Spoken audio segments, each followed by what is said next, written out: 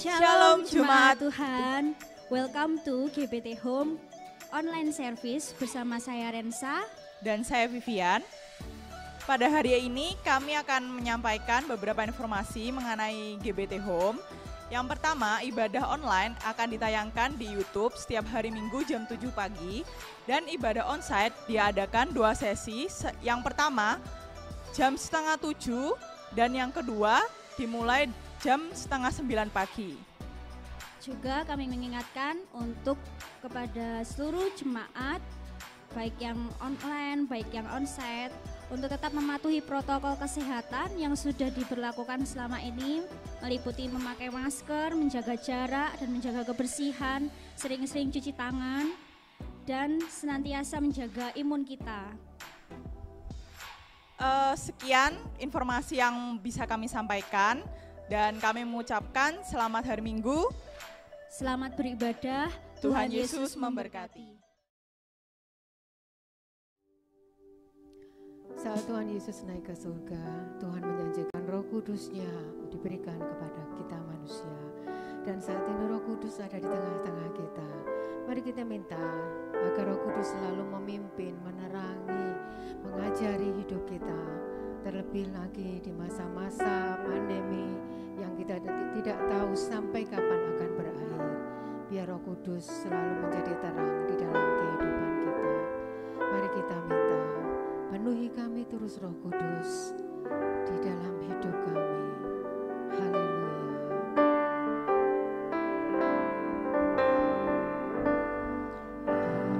Roh Kudus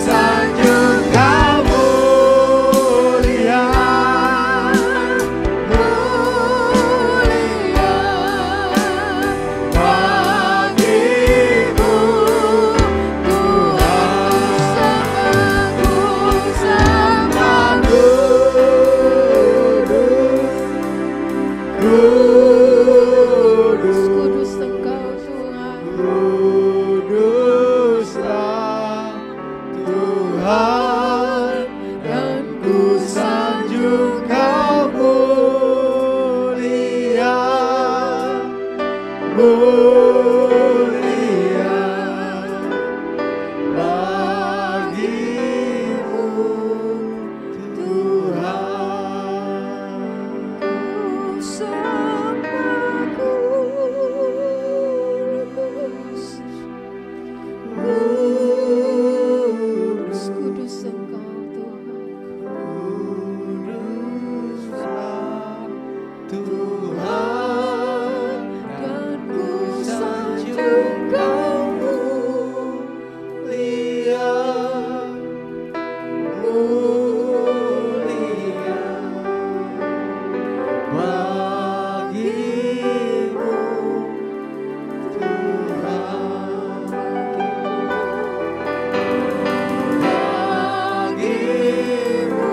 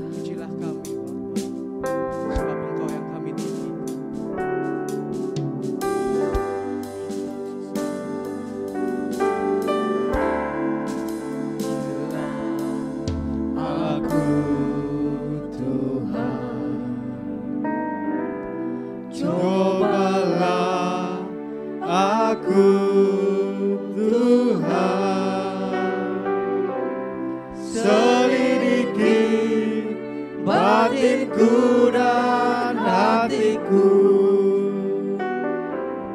mataku tertuju padamu. Aku cinta padamu Tuhan. Aku rindu hadirat-Mu Tuhan. Aku ingin selalu dekat padamu, menikmati kehadiran-Mu. Mari kita nyanyikan. Hosana bagi Rajaku yang duduk di tahta.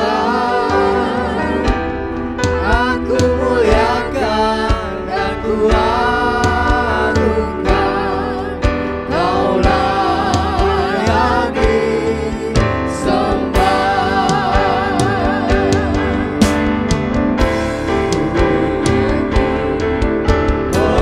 Hosana bagi Rajaku yang duduk di tahta. Aku muliakan dan ku agungkan, Kaulah yang disembah.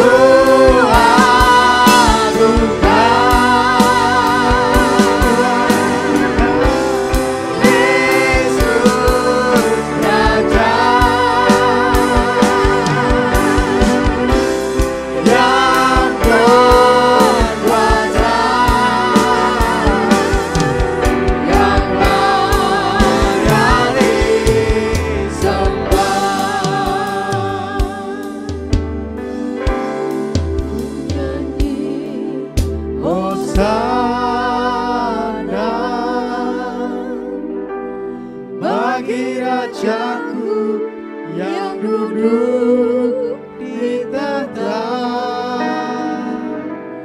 Aku muliakan dan ku agungkan, Kaulah yang disembah, Kaulah yang disembah.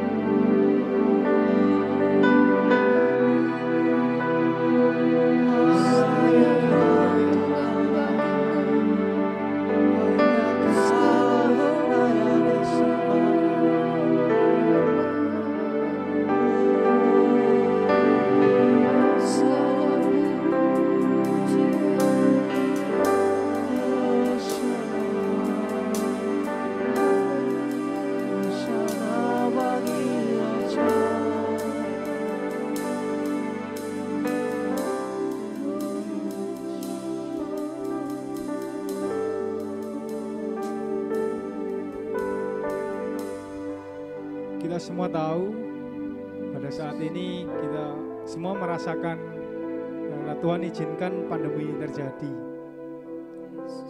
Semua kondisi tidak menentu, tapi kita percaya, semua percaya kalau penolongan Tuhan itu selalu setia dan selalu ada bagi kita.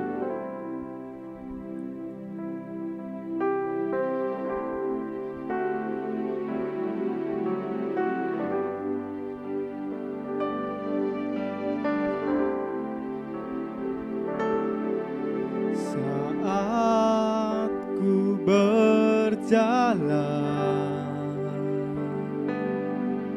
kasih-Mu menerangi langkahku.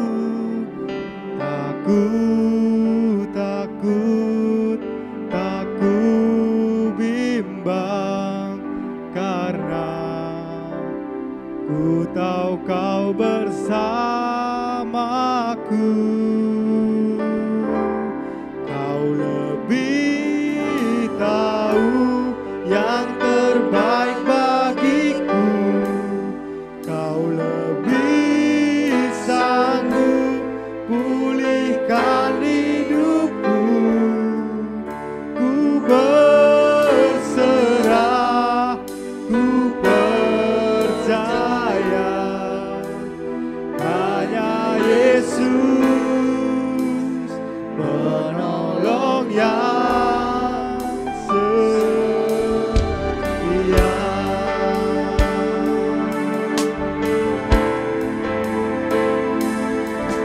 Saat ku berjalan, kasih-Mu menerangi langkahku. Takut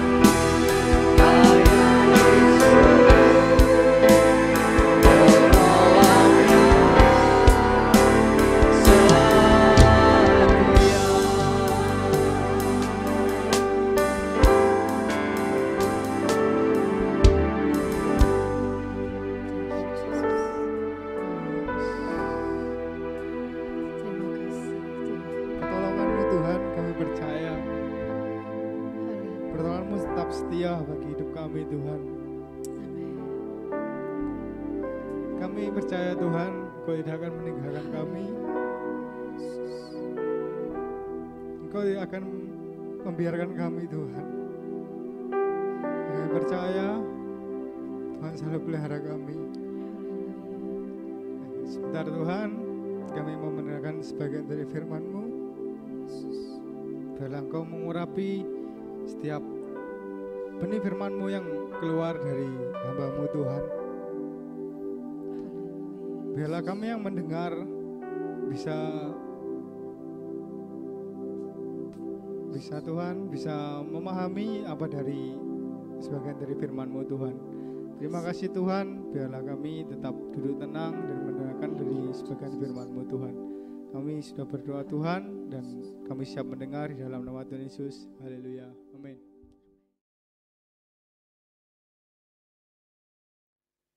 Haleluya, puji Tuhan. Bapak Ibu sekalian yang dikasihi Tuhan, kiranya damai sejahtera dan sukacita menjadi bagian dalam kehidupan kita sekalian. Saat ini kita memperingati hari Pentakosta. Pada hari Kamis diperingati hari kenaikan Tuhan ke surga. Setelah Tuhan Yesus naik, maka ada pencurahan Roh Kudus bagi gereja-gereja Tuhan yang ada di dalam dunia ini. Baik, kalau gitu saya berikan judul kepada saya tentang baptisan Roh Kudus.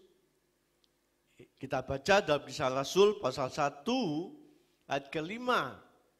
Kisah Rasul pasal 1 ayat 5, demikian bunyi firman Tuhan, sebab Yohanes membaptis dengan air, tetapi tidak lama lagi kamu akan dibaptis dengan Roh Kudus. Amin.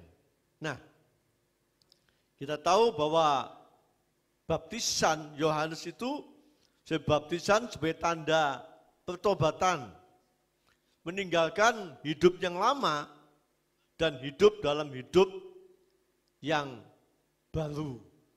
Ya, jadi ini jelas.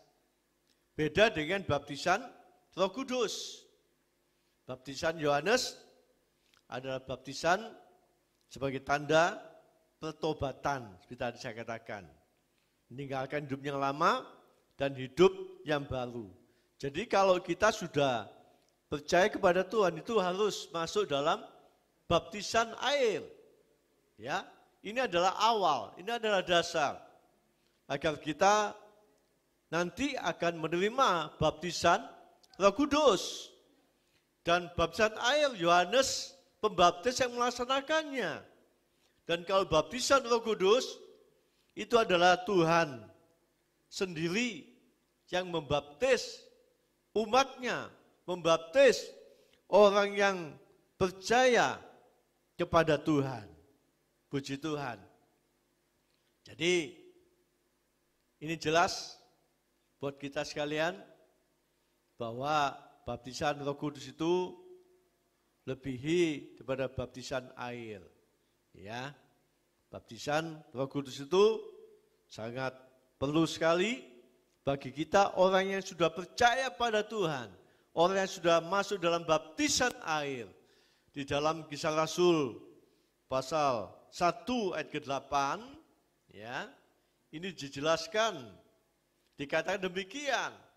Kisah Rasul pasal 1 ayat 8. Tetapi kamu akan menerima kuasa kalau Roh Kudus turun ke atas kamu. Dan kamu akan menjadi saksiku di Yerusalem dan di seluruh Yudea dan Samaria dan sampai ke ujung bumi. Wah, kita lihat luar biasa. Ya. Hasil orang yang sudah dipenuhi dengan Roh Kudus, orang yang sudah dibaptis dalam baptisan Roh Kudus, ya, itu dikatakan sini mendapat kuasa. Tidak sama dengan manusia. Kuasa daripada manusia itu beda dengan kuasa daripada Tuhan Yesus. Di dalam bahasa Inggris dikatakan power. Ya, mendapatkan power di situ, kemampuan, kekuatan. Dalam bahasa asli Yunani dikatakan dunamis. Dalam bahasa Indonesianya dinamit. Wah, ini kan luar biasa. Kalau orang mau meledakkan gedung tingkat tinggi atau gunung batu yang besar, itu pakai dinamit. Sehingga batu yang besar, batu yang kuat apapun juga, itu akan hancur. Dan adanya dinamit. Wah, ya, kita lihat luar biasa. Ada power, kita ada power, ada kekuatan yang datangnya daripada Tuhan. Di sini dijelaskan, ya. Saya akan berikan contoh tentang kehidupan Petrus dalam Kisah Rasul pasal 4 ayat 8. Ini dijelaskan bahwa Petrus dipenuhi dengan Roh Kudus. Ya. Pada saat itu ada di atas kamar loteng di Yerusalem sebanyak 120 murid-murid Tuhan Yesus, baik keluarga Tuhan Yesus, ada di situ dan yang lain-lain. Dan dikatakan dalam ayat itu mereka semuanya, ya tidak ada satupun yang ya meleset, semuanya dipenuhi dengan Roh Kudus dan satupun yang tertinggal, semuanya, ya termasuk Petrus ini juga. Dan Petrus menjadi lain keadaannya, banyak perubahan dalam hidupnya, ya karena adanya Roh Kudus yang menyertai, yang memimpin Petrus ini. Kalau kita baca dalam Kisah Rasul pasal 4 di sini, pasal 4 ayat ke-13, ya, di sini dikatakan demikian. Ketika sidang itu melihat keberanian Petrus, saya tekankan lagi, keberanian Petrus dan Yohanes, dan mengetahui bahwa keduanya orang biasa yang tidak terpelajar, heranlah mereka. Dan mereka mengenal keduanya sebagai pengikut Yesus. Wah, luar biasa. Banyak orang menjadi heran melihat apa yang dikerjakan oleh Petrus dan Yohanes ini, ya, tidak takut menghadapi imam-imam kepala, menghadapi pemimpin-pemimpin Yahudi saat itu mengenai pemberitaan Petrus kepada orang banyak tentang Yesus mati dan bangkit, ya. Dan di sini Petrus dan Yohanes disidang menghadap mahkamah, ya. Di situ ada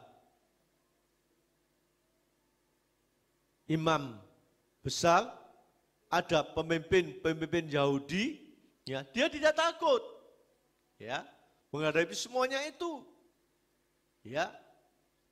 Dan kita lihat sini, bahkan dia mengatakan saat itu ayat sebelumnya ayat 12, dan keselamatan tidak ada dalam siapapun juga selain dalam Dia, sebab di bawah kolong langit ini tidak ada nama lain yang diberikan kepada manusia yang olehnya kita dapat diselamatkan.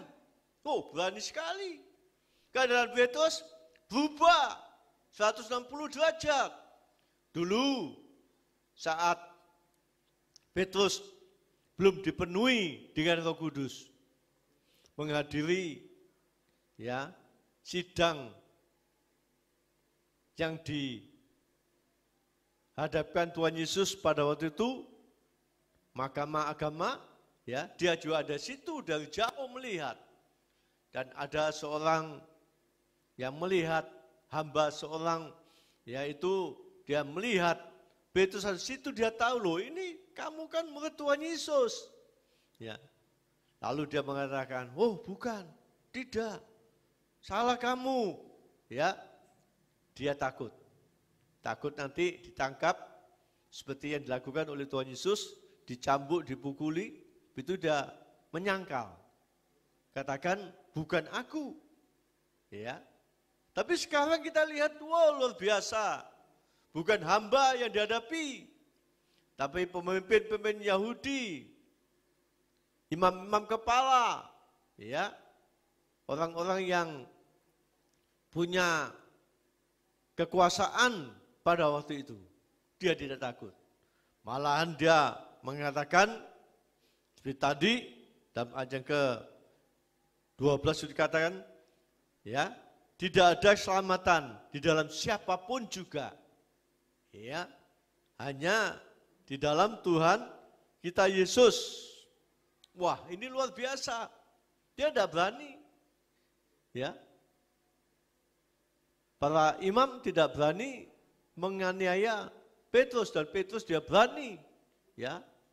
Dia menyatakan bahwa tidak ada keselamatan dalam dunia ini, hanya tidak ada di dalam Tuhan Yesus Kristus. Ya, yang dapat menyelamatkan setiap manusia. Wah, ini kita lihat luar biasa. Ya, di situ dia memiliki keberanian. Karena apa? Karena adanya Roh Kudus sebagai power. Ya, tadi saya katakan sebagai power, sebagai dunamis. Ya. Sehingga membuat orang yang ada di situ, yang mendengar, yang melihat, apa dikatakan oleh Petrus ini, apa tadi dikatakan? Menjadi heran. Ya. Dia menjadi heran. Jelas tadi dijelaskan di sini. Ya. Heranlah mereka. Dan mereka mengenal keduanya sebagai pengikut Yesus. Petrus, Yohanes dia orang biasa. Ya. Katakan pendidikannya rendah. Dia adalah pengikut Yesus. Tapi dia berani luar biasa. Menghadapi pemimpin-pemimpin Yahudi. Ya, yang ada pada waktu penguasa-penguasa. Ya, di situ. Sehingga orang itu heran. Melihat pendidikannya, melihat orang biasa, dia sebagai nelayan, dia sebagai pengikut Yesus. Wah, tapi dia tidak takut. Dia luar biasa. Ya, bagaimana dengan kita sekalian? Bapak Ibu sekalian, di mana kita berada? Ya, kita perlu power. Kita perlu dunamis agar kita tidak akan takut berkata-kata tentang kebenaran. Ya. Di sini seperti Petrus dan Yohanes ini.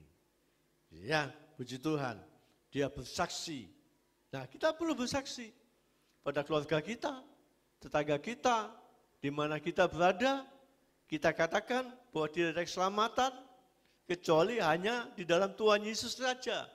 Dia ada nama lain yang dapat memberikan keselamatan buat kita sekalian. Ya, nah ini perlu. Banyak kali orang itu takut bersaksi tentang Tuhan Yesus Kristus, takut dibenci, takut disisihkan, ya, takut diusir, baik itu keluarga, tetangga, dari lingkungan diusir. Ya, tapi kita melihat sini keberanian Petrus luar biasa. Ya, beda dengan Petrus masa sebelum Yesus naik ke surga. Ya, puji Tuhan. Yang kedua, kita lihat Petrus. Yang pertama tadi, Petrus memiliki keberanian untuk bersaksi. Bersaksi ini perlu, saudaraku. Ya, pada siapapun juga kita bersaksi. Ya, nah ini. Yang kedua, pasal 4 ayat 19 dan ayat ke-20, saya akan bacakan dalam ayat ini. Tetapi Petrus dan Yohanes menjawab mereka, silakan kamu putuskan sendiri. Manakah yang benar di hadapan Allah, taat kepada kamu atau taat kepada Allah? Ya, terus ayat yang ke-20, sebab tidak mungkin bagi kami untuk tidak berkata-kata tentang apa yang telah kami lihat dan yang telah kami dengar. Nah, ini bukti perkataan Petrus di persidangan pada waktu itu. Pada waktu itu Petrus dan Yohanes diancam. Tidak boleh memberitakan Injil pada siapapun juga. Ya, tidak boleh. Diancam di situ. Betul, ini jawaban Petrus dan Yohanes. Ya. Bahwa dikatakan di sini taat kepada kamu atau taat kepada Allah. Nah, ini ya. Dan sangat berani sekali di sini ya. Dia berkata-kata. Wah, ini luar biasa. Tidak takut dan ancaman. Kan banyak orang sekarang ini kalau memberitakan Injil itu banyak macam ancaman. Dipecatkah dari tempat pekerjaan, ya. Lalu putus hubungan keluarga, putus hubungan dengan pacar, ya. Banyak ketakutan. Nah, ini. Tapi kalau kita lihat, ya, sekali saya lihat YouTube, ya, di situ banyak orang sekarang percaya pada Yesus, tidak takut, ya. Ada dikucilkan dari keluarga, ada dikucilkan dari masyarakat, ya, sampai dia menderita, ya, mengalami banyak penderitaan karena nama Yesus, dia menjadi saksi Tuhan. Wah, luar biasa, ya, di sini. Jadi bukan Petrus dan Yohanes saja yang menghadapi ancaman-ancaman, tapi banyak orang yang percaya pada Tuhan Yesus. Ya, memberitakan Injil, percaya pada Yesus, itu banyak menghadapi, ya, di situ ancaman. Ya, nah ini, puji Tuhan. Ini Petrus, kita lihat keberaniannya bersaksi, tidak takut dan ancaman. Dan yang kedua kita lihat contoh jemaatnya di Yerusalem, ya. Ayat yang ke-31 pasal 4 ayat 31, ya. Kita akan lihat di sini. Ketika mereka sedang berdoa, goyanglah tempat mereka berkumpul itu, dan mereka semua penuh dengan Roh Kudus. Lalu mereka memberitakan firman Allah dengan berani. Jelas ayat Alkitab ini. Pada waktu orang percaya di Yerusalem berdoa, dan pada waktu mereka berdoa bersama-sama itu, tempat itu goyang. Ya, dan dikatakan dalam Alkitab ini semua penuh dengan Roh Kudus. Nah, setelah mereka semua dipenuhi dengan Roh Kudus, dibaptis oleh Roh Kudus, maka dikatakan mereka memberitakan firman dengan berani, tidak takut. Sebelumnya itu tentunya mereka takut. Kita melihat Petrus memberitakan Injil di penjara, ya, dan yang lain juga, ya, di situ diancam, dikucilkan. Tapi ini kita lihat jemaat Yerusalem, ya, mereka berkumpul berdoa, dan di situ, ya, semua dipenuhi dengan Roh Kudus dan memiliki keberanian untuk memberitakan Injil. Wah, ini luar biasa. Ya, jemaat kalau demikian ini, wah, luar biasa. Ya, maka gereja-gereja Tuhan akan dipenuhi dengan jiwa-jiwa sehingga dapat membawa keluarganya, tetangganya, kenal sahabatnya datang kepada Tuhan. Karena Injil yang diberitakan, Alkitab mengatakan bahwa Injil yang kita beritakan itu tidak akan kembali dengan sia-sia. Ya, nah ini tugas kita memberitakan Injil untuk membawa jiwa-jiwa datang kepada Tuhan diselamatkan. Itu urusannya Tuhan. Yang penting kita memberitakan Injil. Apa yang bisa kita lakukan? Kita lakukan. Yang tidak bisa kita lakukan, Tuhan yang melakukan. Ini contohnya. Jemaat pada waktu itu dia bisanya memberitakan Injil. Ya. Karena Roh Kudus memberikan dorongan, kekuatan, ya, sehingga tidak takut memberitakan Injil, ya. Dia beritakan Injil. Masalah orang itu datang pada Tuhan untuk percaya, bertobat, ya. Itu urusannya Tuhan, Tuhan yang membawa mereka datang kepada Tuhan untuk diselamatkan, ya. Wah, ini luar biasa jemaat yang ada di Yerusalem ini. Nah, biarlah kita semuanya menjadi jemaat-jemaat Tuhan di mana kita ada, di mana kita beribadah kepada Tuhan. Biarlah kita mencontoh jemaat yang mula-mula ini. Ya, mereka berdoa bersama-sama. Dan mereka dipenuhi dengan Roh Kudus. Nah, setelah itu kelanjutannya Roh Kudus bekerja, jemaat memberitakan firman Tuhan. Nah, kalau kita ingin seperti jemaat mula-mula ini memberitakan firman Tuhan, perlu kita banyak baca firman Tuhan, banyak kita mendengar firman Tuhan, ya, sehingga apa yang kita sampaikan itu tidak salah, ya. Nah, puji Tuhan. Dan kita akan melihat sini. Tadi dikatakan, bukan saja diberikan kuasa oleh Tuhan, tapi di situ dikatakan, kamu menjadi saksiku. Di mana? Di situ, di Yerusalem, Yudea, Samaria, sampai ke ujung bumi. Menjadi saksi Tuhan. Tidak hanya diberikan kuasa, power, dunamis, ya, dalam kehidupan kita sekalian, tapi juga di sini dikatakan menjadi saksi.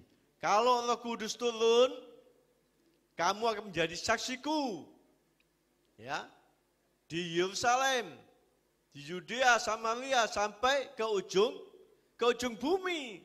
Wah, ini luar biasa, ya. Ini kalau kita lihat sini, ya, Kisah Rasul pasal 2 ayat ke-47, Kisah Rasul 42 pasal 2, ya, sini ayat 47, sini dikatakan demikian, ya. Kita lihat sini. Sambil memuji Allah dan mereka disukai semua orang. Dan tiap-tiap hari Tuhan menambah jumlah mereka dengan orang yang diselamatkan. Wah, ini jemaat mula-mula di Yerusalem.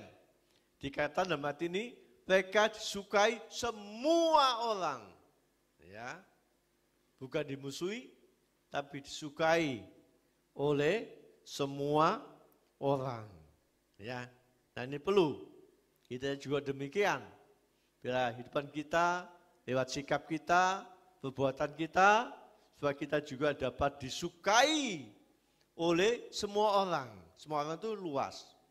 Oleh keluarga, tetangga, kenalan sahabat yang ada pada kita, masyarakat sekitarnya, ya, suka pada kita. Bagi orang yang percaya kepada Tuhan. Nah, mengapa orang-orang ini menyukai jemaat Tuhan yang mula-mula yang ada di Yerusalem ini? Sebab dalam ayat 44 di sini dikatakan, ya, dan semua orang yang telah menjadi percaya tetap bersatu. Dan segala kepunyaan mereka adalah kepunyaan bersama. Jadi masyarakat yang ada di sekitarnya di Yerusalem itu, yang belum mengenal Tuhan itu, senang dengan jemaat yang mula-mula. Karena jemaat mula-mula itu dikatakan di sini apa? Tetap bersatu. Ada kesatuan dalam jemaat. Ya, jadi perlu dalam jemaat ini perlu adanya kesatuan, dapat kerja sama-sama. Ya, ini perlu adanya kesatuan. Nah, ini ya. Nah, puji Tuhan. Jelas sini adanya persatuan ini, masa ceritanya lihat lu, orang itu bersatu ya. Ya, tidak terjadi persisian, pertengkaran satu sama lain, ya, bersatu. Wah, luar biasa. Sehingga banyak orang tertarik dengan sikap perbuatan jemaat Tuhan yang mula-mula ini. Dan juga yang kedua dikatakan, dan segala kepunyaan mereka adalah kepunyaan bersama, saling peduli, saling mengasihi, tidak mengasihi dirinya sendiri, tapi mengasihi ya saudara yang lain yang tidak punya. Ya, kita perhatikan di sini ya. Dan juga yang 46 dikatakan ada kebersamaan. Nah, ini ya, ayat 46 ada kebersamaan. Nah, dan juga dalam Kisah Rasul pasal 5 ayat 13b dikatakan di situ ya, orang percaya itu sangat dihormati oleh masyarakat. Bukan disukai tapi dihormati. Ya. Wah, ini luar biasa. Ya. Puji Tuhan. Kayaknya firman Tuhan sampai di sini dulu lewat ibadah pencurahan Roh Kudus ini, kita jemaat rindu supaya kita dipenuhkan dengan Roh Kudus. Kita akan tunduk kepala kita sama-sama berdoa. Terima kasih Tuhan buat firman-Mu dalam acara Hari Pentakosta ini. Kami rindu semua jemaat-Mu dipenuhi dengan kuasa Roh Kudus-Mu, agar kami menjadi saksi-Mu dan kami memperoleh kuasa yang datangnya pada Tuhan. Berkati jemaat-Mu, anak-anak-Mu yang sudah mendengar firman Tuhan ini, agar mereka juga menjadi saksi-Mu di mana saja berada, supaya nama Tuhan dipuji, dimuliakan. Berkati pekerjaannya, rumah tangganya, kesehatannya, pelayanannya, dan rohaninya. Terima kasih Tuhan, terima kasih. Dalam nama Yesus kami berdoa, haleluya. Amin.